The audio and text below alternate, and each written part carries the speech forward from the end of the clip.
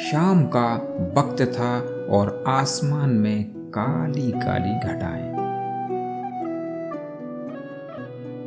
दिन भर का हारा थका किसान घर लौटने को ही था कि उसने एक आवाज सुनी। उसने अपने हल को तुरंत रोकते हुए देखा कि उसका हल किसी भारी वस्तु से टकरा गया है। उसके मन में एकाएक विचार कौंधा, हो ना हो यहां पर गढ़ा धन हो। यह विचार आते ही उसकी सारी थकान जाती रही। मन ऊर्जा और तन स्फूर्ति से भर गया। अगले ही क्षण उसने अपने आप को संभालते हुए स्वयं से कहा, किसी ने देखा तो नहीं? और फिर तुरंत ही बिजली की सी गति से उसने अपने चारों ओर नजर दौड़ाई। उसने पाया कि आसपास के खेतों में भी किसान हैं जो धीरे धीरे अपने घरों की ओर लौट रहे हैं। उसने सोचा, गड़े धन की पुष्टि के लिए मुझे खोदना ही होगा और यह कार्य सिर्फ अंधेरे में ही उचित है। ऐसा सोच वह अंधेरे होने का इंतजार करने लगा। धीरे धीरे सूर्य अस्त होने लगा। चारों ओर अंधेरा छाने लगा। सन्नाटे के बीच अगर कुछ सक्रिय था तो वो था किसान का मन और झींगरों का शोर। फिर वह झींगरों के शोर में धन से प्राप्त ऐशो आराम के स्वप्न में खो गया। तभी किसी पक्षी की फड़फड़ाहट ने उसका दिवा स्वप्न भंग कर दिया। फिर वह घुप अंधेरे में धीरे धीरे उस स्थान की ओर आगे बढ़ने लगा। मन में तरह तरह के भय पनप रहे थे। कांपते हुए हाथ मिट्टी की ओर आगे बढ़ रहे थे कि सर्प की फुफकार से वह बेहद घबरा गया। अब किसान का सारा शरीर कंपायमान था, लेकिन धन की तीव्र इच्छा ने उसके डर को अब भी नियंत्रित कर रखा था।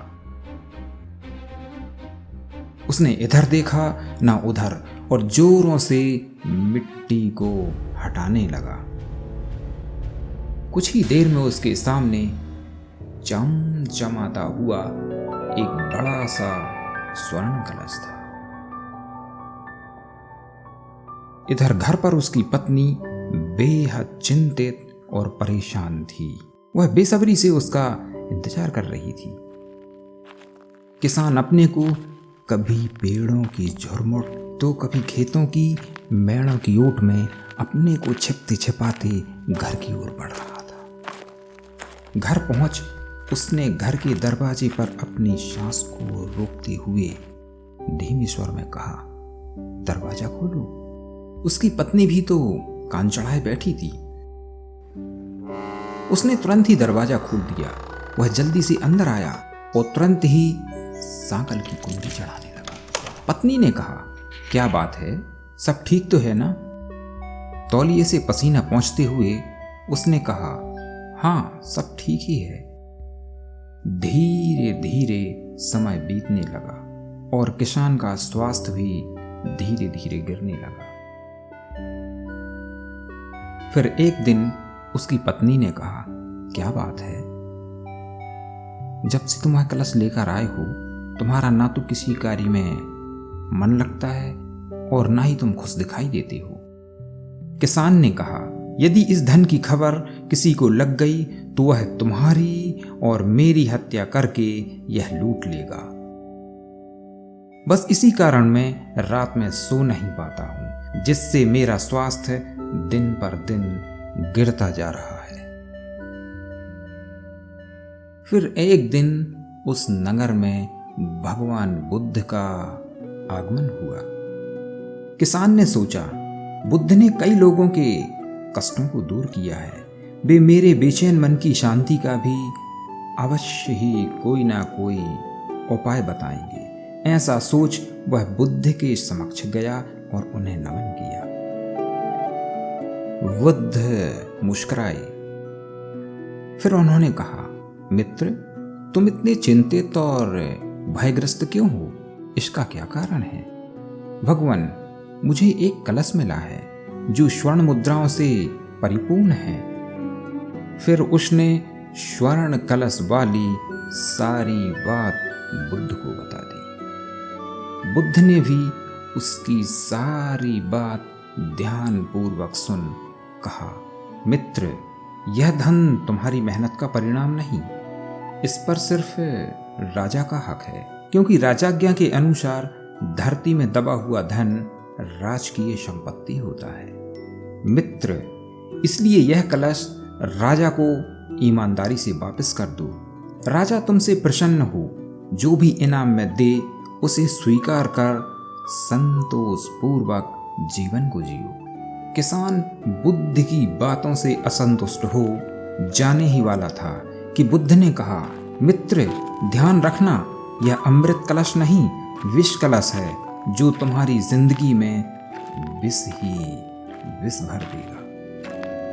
घर को लौटते ही उसने सोचा, मुझे इस धन का उपयोग जल्द से जल्द करना चाहिए। उसने उस धन को खर्च कर जल्द ही एक भव्य भवन बनवाया, जिसमें उसने कई दास और दासियां रख लीं, और इस प्रकार उसकी जिंदगी सुखपूर्वक व्यतीत होने लगी। उसकी जिंदगी ठीक ठीक चल ही रही थी कि किसी ने रात्रि के समय जोरों का दरवाजा खटखटाया। उसने देखा तो दरवाजे के सामने राजा के सैनिक थे। एक सैनिक ने कड़क आवाज में कहा, तुम्हें इसी वक्त राजा के समक्ष उपस्थित होने का आदेश है। और फिर वे सैनिक उसे पकड़ अपने साथ ले गए। राजा ने पूछा, क्या यह सत्य है कि तुम्हें धरती में गड़ा हुआ धन प्राप्त हुआ है? राजा ने आगे कहा, ध्यान रहे, असत्य बोलने पर मृत्यु दंड निश्चित है। उसने राजा के सामने अपना अपराध स्वीकार कर लिया। राजा ने उसे फिर 10 वर्ष की सजा सुना दी। इस प्रकार उसका परिवार और जीवन कष्टों से भर गया। अंधेरी कोठरी में पड़ा पड़ा रोता रहता और सोचता, अच्छा होता जो यह धन मिला ही ना होता। धीरे धीरे 2 वर्ष बीत गए। एक दिन उसने सुना, बुद्धं शरणं गच्छामि। तभी उसकी कोठरी से राजा गुजरी। उसने राजा के पैरों को पकड़ते हुए कहा, राजन, सिर्फ एक बार मुझे बुद्ध के दर्शन कर लेने दीजिए। मेरे ऊपर आपकी यह बड़ी कृपा होगी। राजा ने कहा, बुद्ध और अपराधी का क्या मेल? उसने कहा, राजन, मुझे बुद्ध ने समझाया था कि यह स्वर्ण कलश नहीं, यह विष कलश है। तुम्हें राजा को अवश्य ही वापस कर देना चाहिए। परंतु धन के लालच ने ही मेरे विवेक को अंधा कर दिया था। राजन, बस मैं इसी कारण उनके दर्शन करना चाहता हूं। राजा बुद्ध के बड़े प्रशंसक थे। फिर एक दिन राजा और वह अपराधी किसान भगवान बुद्ध के समक्ष जा पहुंचे। वह किसान जीर्ण शीर्ण हालत में रोते और बिलखते हुए भगवान बुद्ध के चरणों में जा गिर पड़ा। बुद्ध ने उसके अश्रुओं को पोंछते हुए कहा, राजन, इसे क्षमा कर दे। यह अपराधी अवश्य है, परंतु पश्चाताप की अग्नि में यह दिन प्रतिदिन जलता रहा है। राजन, इसे अपराध बोध भी हो चुका है। अब यह अपना शेष जीवन संतोष और शांति पूर्वक ही व्यतीत करेगा। और आगे बुद्ध ने कहा, जो व्यक्ति लोभ और लालच के अधीन हो अपनी महत्वाकांक्षाओं का सिंचन करता है, उसका जीवन नरक के समान हो जाता है। इसीलिए हमें अपने जीवन को मेहनत की कमाई से संतोष पूर्वक व्यतीत करना चाहिए।